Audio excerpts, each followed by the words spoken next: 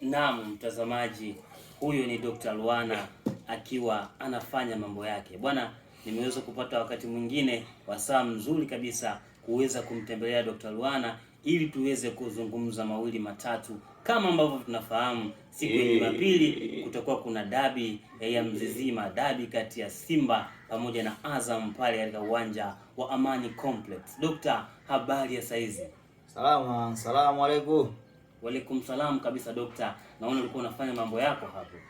Nitaka nikuonyeshe tu kwamba issue za utabiri wa mpira ni lazima ziendane na herufi. Ukijua kusoma herufi za nyota, herufi za buruji, za mambo mengi, utaweza kutambua vitu vingi. Nadhani unaona hii dawa jinsi ambavyo imeonyesha majibu hapa, huwezi kuelewa kitu. Sababu hapa kwenye zedi kumewaka kuelekea nyuma.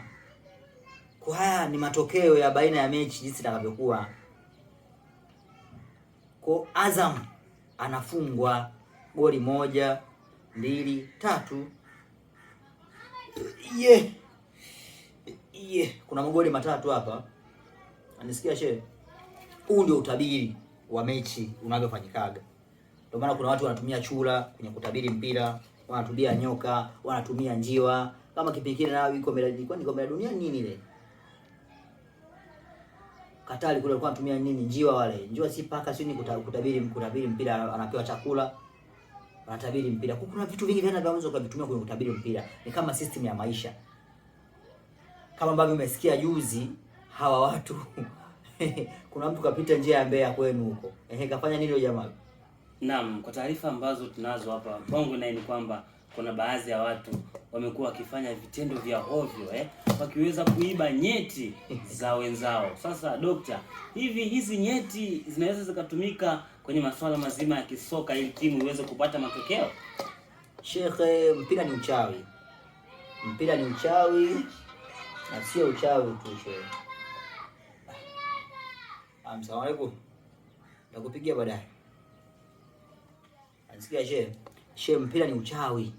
Na ukiacha uchawi tu, mpira unatumika vitu vingi sana vya hovyo. Kuna watu wanalala makabrini, wanalala wapi kwa sababu ya mpira. Watu mpaka wanakufa kwa sababu ya mpira. Kwa hiyo unapozungumza swala la mpira na vitu vingi.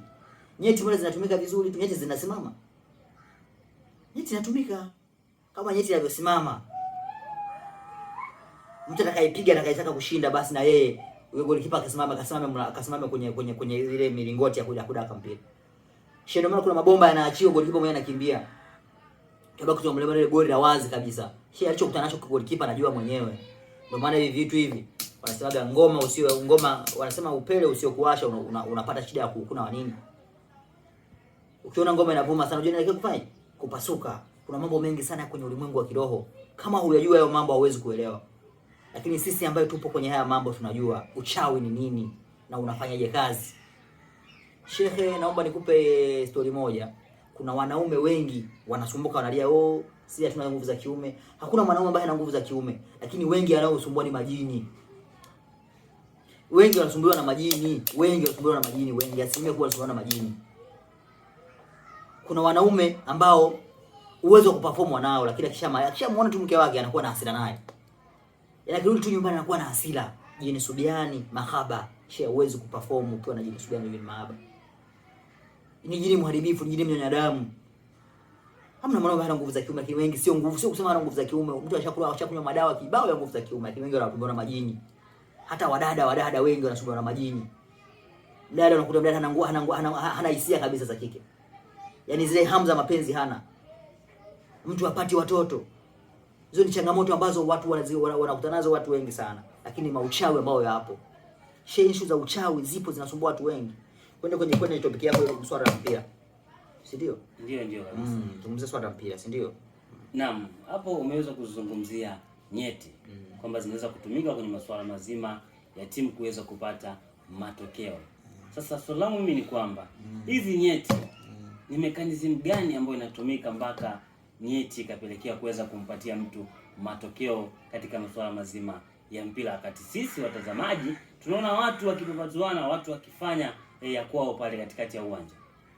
Uchawi ni sayansi. Uchawi ni elimu. Uchawi ni kubli. Nikisema kubli ni kitu ambacho yani wewe unaweza kujua hiki, mwenzio anajua hiki. Ukajua upande huu, mwenzio anajua upande huu. Uchawi unaweza kumuoa mwanamke ni mchawi na usijue abadan. Na usiku anaenda kuwanga na kugeuza vizuri tu. Unaweza ukaolewa na mwanaume ni mchawi na wewe usijue, mwanamke usijue abadan. Kwa sababu uchawi ni miko, uchawi ni siri. Kwa haya mambo yanafanyika kwenye ulimwengu wa kiroho, wewe huwezi kuyaelewa shekhe. Shekhe, ni lazima upikwe kwanza, utengenezwe ndio uweze kuelewa mambo ya uchawi. Ndio maana mimi nawahasa kila siku, wewe ambaye umeshatembea hospitali nyingi haupati sababu. Ukienda kupima unaambiwa hauna ugonjwa na bado tu umekaa umetulia, utakufa kizembe. Kuna kazi zingine ambazo hata hospitali wanajua kabisa hizi kazi hatuziwezi sisi. Sasa hivi nashukuru Mungu watu wengi washaanza kupata hizo elimu, madaktari wamepata hizo elimu. Kuna mtu akishaona wanamtibia wana hawaelewi.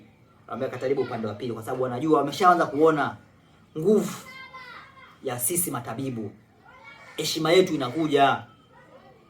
Sababu kuna watu wanapitia changamoto. Mtu amezunguka hospitali nyingi lakini apati hata hueni haipati. Anapoteza pesa nyingi lakini anakuja hapo unampa tu labda mwinura. Anakunywa tu siku moja, siku ya pili ameamka uko vizuri. Shemta na sukari, anasumbuliwa na sukari miaka 10, miaka 20 anasumbuliwa na sukari. Dawa ya sukari rahisi sana. Sema ndo miti haipatikani hapa Tanzania, lakini miti ya sukari ipo, dawa ya sukari ipo. Kansa. Vidonda vya tumbo sio hivi. Pressure hizi. Vitu hivi ni vitu vidogo sana. Miguu kufa ganzi, stroke hizi. Shida za migongo, miguu kuwaka moto, ni vitu ambavyo ni simple sana, vitu vidogo vya kawaida, lakini watu wengi wameweka kwenye imani sehemu moja. Ila wangejua uchawi jinsi unavyoua watu, uchawi jinsi unavyoharibu watu, watu wangekuwa na elimu kuhusu uchawi, wangetaka kujifunza uchawi. Afu uchawi hauna faida. Ndio maana mchawi hana ndugu, hana cha mtoto wake wala cha babake wala cha mtu baki. Uchawi hauna ndugu. Ndio maana mtu akiwa mwanga shekhe anaweza kumuumiza mtu yoyote. Si mama yake, si mtoto yake, mtu yoyote. Ndio maana mchawi hana ndugu, wala mchawi hazoeleki. Mchawi hana rafiki. Mchawi ni mjinga, ni mpumbavu. Anaweza kumuua mtoto wake wa kumzaa msibani akalia mpaka kazimia. Shekhe, swala la uchawi ni swala ambalo ni kubwa sana. Ni elimu ambayo sisi siku moja utakuja nikwambia sasa leo tutazungumzia uchawi tu. Uchawi tu. Umesikia shehe wangu? Labda kama swali lingine niulize sasa. Mimi swali langu ni kwamba kwa mtu ambaye yeye haamini kabisa masuala ya uchawi, naona kama wewe unapiga kelele, huyu yeye unamwambia nini? Kama atakuwa yuko mkoa wa Dar es Salaam, nauli ya kumlipia kumfikisha ofisini mimi namlipia. Lakini aje na ndugu zake wawili au watatu. Kuna kitu nitakifanya ndo ataamini kwamba uchawi upo. Lakini tunakubaliana kwenye kumuopoa ndugu zake labda watanilipa pesa. Yaani wewe ambaye hauamini kama uchawi upo na kuomba nipigie simu muda wote, hata kama upo sehemu gani, hata kama unataka mimi bana, mimi nataka nipande boti. Nipande gari. Nichukue gari yangu mimi niweke mafuta nimtume mtu aje akufuate, hakuna shida. Lakini uje ndugu zako wawili au watatu, usije peke yako. Unataka kudhibitisha uchawi, njoo na ndugu zako wawili au watatu. Basi nikuonyeshe kwamba hivi vitu kumbe vinatengenezwa hivi na madhara yake ni hivi. Maana mchawi anaweza kukuumiza akakutengenezea dawa leo, madhara ukayapata baada ya miezi sita, baada ya mwaka mmoja. Kwa hiyo shehe wangu, uchawi upo na watu wanaumizana. Watu tupendane tu, tumuombe Mwenyezi Mungu. Mungu mbona anatujibu? Dawa hizi Mungu ametupa. Ametupa tusaidiane, wasaidie watu wenye uhitaji. Haijalishi mtu yuko mkoa gani, yuko sehemu gani, wewe msaidie kwa sababu maslahi, nguvu ya kusaidia unayo, una majini, una mizimu, msaidie. Lakini watu wanakufa sana. Naam shehe. Unaweza kuendelea kama naam shehe, mimi bado niko na wewe kipindi nafika hapa nilisikia watu wengi sana hapo nje wakizungumza kwamba umekuwa ukiwatibia bure. Sasa mimi nataka nikuulize kitu kimoja. Kwa nini unafanya hivyo? Kwamba wewe hauna shida na pesa au una pesa nyingi sana? Kwa nini umekuwa ukiwatibia watu bure? Najua mtu akikupa 50,000 akikupa 100,000 mimi bado kwangu mimi ni bure. Kwa sababu hiyo ni hela ya dawa. Mimi miti yangu nafuata Kongo.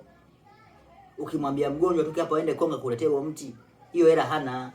Afike Kalani, Lubumbashi, Kivu akakuchukulia miti, hiyo hela hana.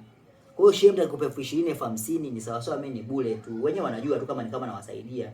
Kwa sababu kwa majanga unakuwa nayo mtu anakupa 50,000 ni sawa, hiyo ni hela ya sadaka tu.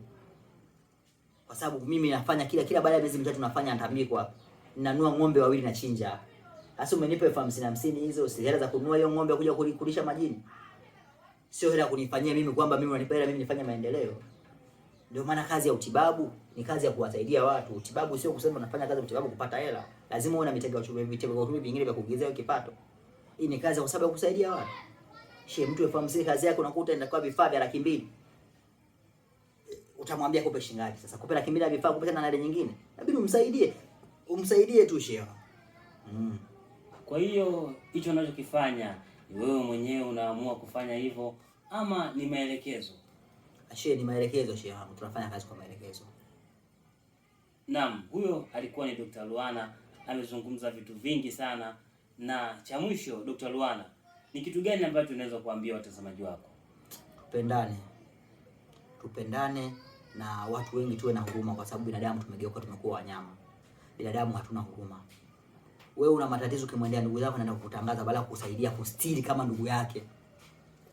Anachukua matatizo yako yale kama fursa, anaenda kukutangaza kwa watu wengine. Na hasa tupendane, kwa sababu wachawi wanapendana maana wanafanya mambo makubwa. Wachawi wanapendana ndio maana wanafanya mambo makubwa. Sisi waganga au watu wa karibu hatupendani. Msipopendana hamwezi kufanya mambo makubwa. Umenielewa shehe wangu?